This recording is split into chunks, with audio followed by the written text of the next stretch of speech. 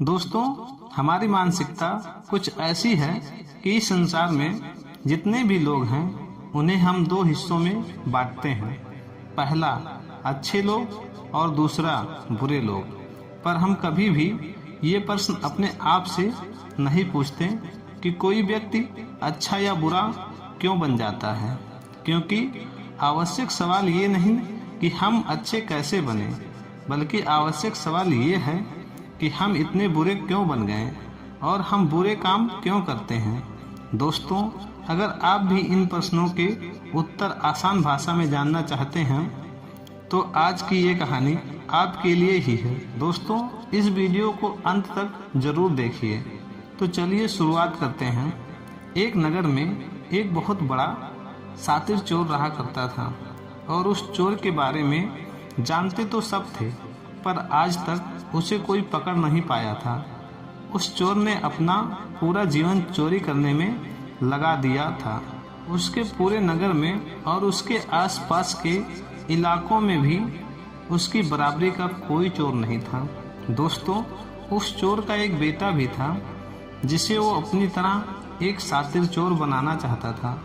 वह शातिर चोर अपने बेटे को हमेशा एक ही बात सिखाता था कि बेटा, कभी भी किसी साधु सन्यासी का उपदेश मत सुनना।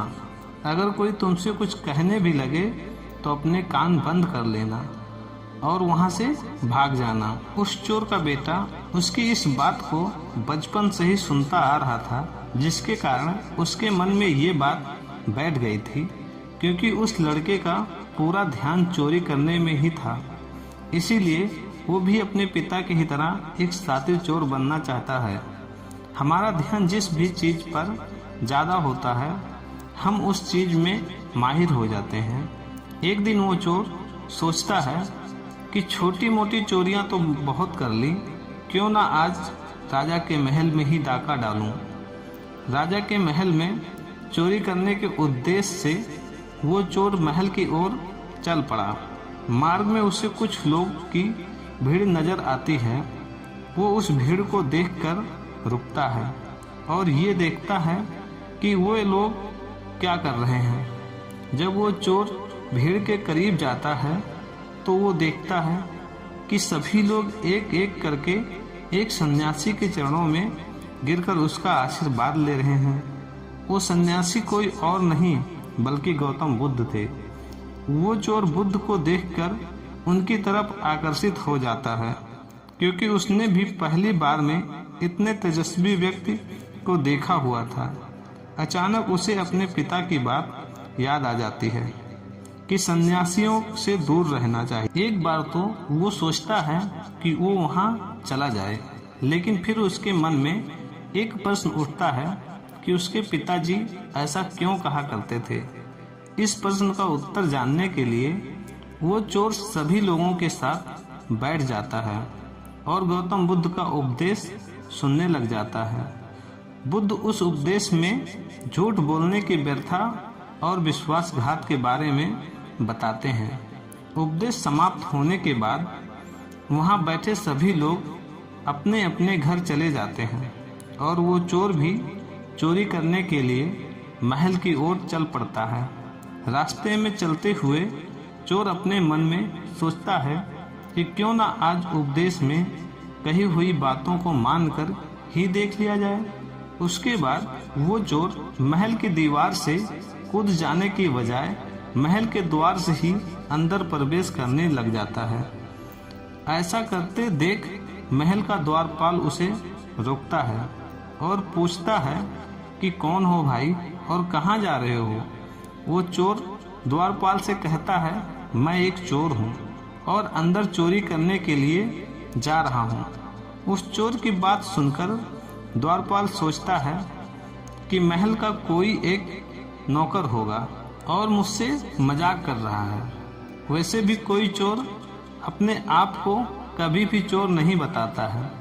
और वो द्वारपाल उस चोर को महल के अंदर जाने के लिए प्रवेश करने देता है। महल में प्रवेश करने के बाद वो चोर उस तिजोरी तक पहुंच जाता है जहां पर खजाना रखा हुआ था। वो चोर उस तिजोरी को तोड़कर बहुत सारा धन अपनी पोटली में भर लेता है और जैसे ही धन लेकर वो चोर वहां से जाने लगता है तो उसे रसोई नजर आती है। महल के सभी लोग सो रहे थे, इसीलिए रसोई में उस समय कोई नहीं था और उस चोर को बहुत जोर से भूख लगी हुई थी। इसीलिए वो चोर रसोई में जाता है और भर पेट भोजन करता है। भोजन करके वो चोर वहां से जाने लगता है।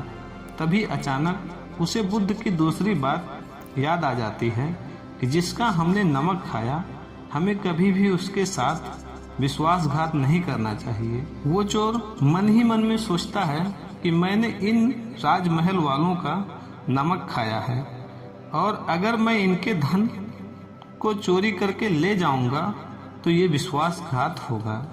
इसीलिए वो चोर उस धन को रसोई में ही छोड़कर जाने लग जाता है।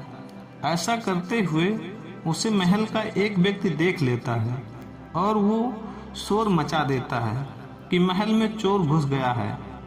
राजा के सिपाही उस चोर को पकड़ लेते हैं और उसे राजा के पास ले जाते हैं और उसके बाद राजा उस चोर से पूछता है कि जब तुमने धन को चुरा ही लिया था तो तुम उसे छोड़कर क्यों जा रहे थे।